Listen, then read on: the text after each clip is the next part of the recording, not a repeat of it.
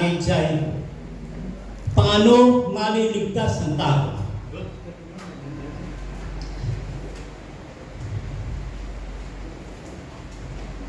Sandali lang ho mga kapatid at buksan ho natin ang ating Biblia sa Gawa 16:31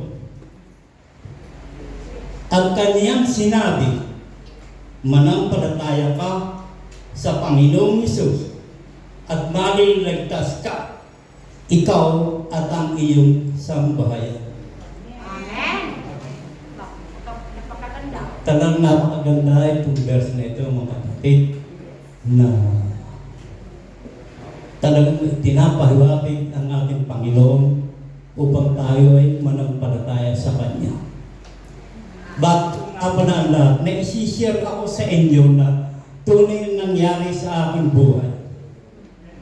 Nung kaming maliit pa aking kapatid na nakakatanda sa akin, kami ho ay naglalaro nung hole, yung marbles, yung pasiyot na gano'n. Gano'n mo, medyo nauumusan ko yung aking kapatid. Tapos nagalit siya at ibinato sa may harapan ng aming bahay yung aking hole or marble.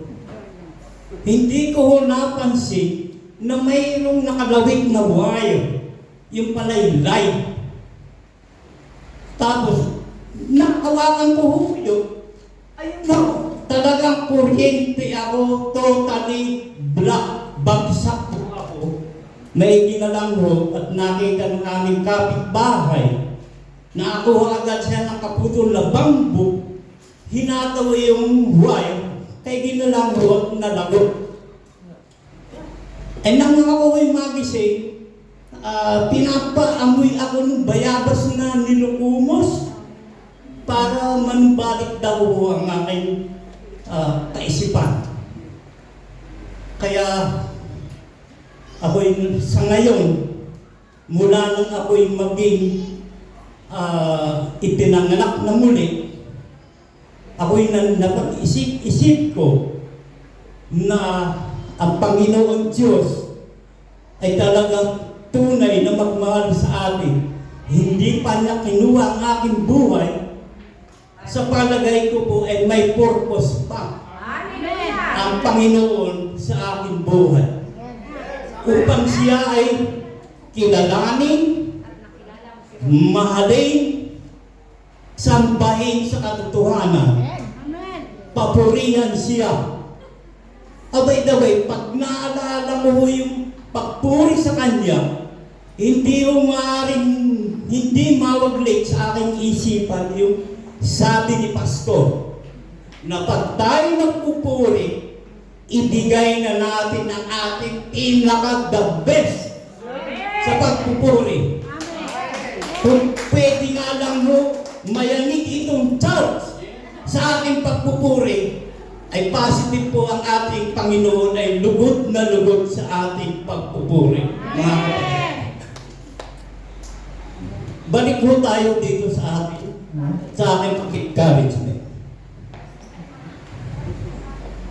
Sandali lang no?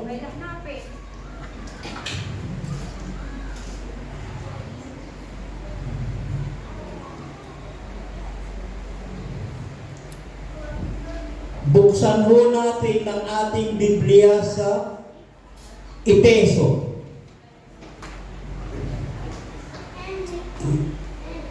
Efeso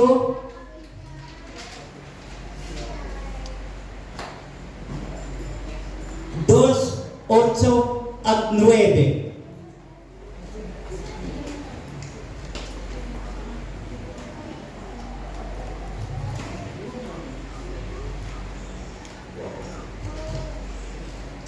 Ang sabi dito sa 8, sapagkat sa biyaya kayo'y nangaligtas sa pamamagitan ng pananampalataya at ito hindi sa inyong sarili. Ito'y kaloob ng ating Panginoon. Ang ating Diyos ay napakauti. Wala tayong gagawin, hindi. Sundin ang kanyang mga pinag-uupos, pananampalataya, pagmamahal sa Kanya. Ganoon po ka-precious na gift ang ibinigay ng kaligtasan sa akin, sa inyo lahat, mga kapatid. Kaya tayo po'y huwag na tayong isipin na mag-backslide kung ano pa man, basta tayo manatili sa pananalig sa ating Panginoon. Ang pinaka-conclusion ko po dito ay yung 9.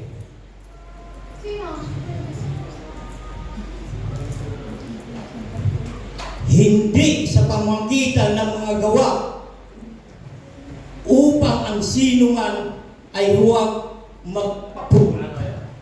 God be the glory. Thank you po mga kapatid.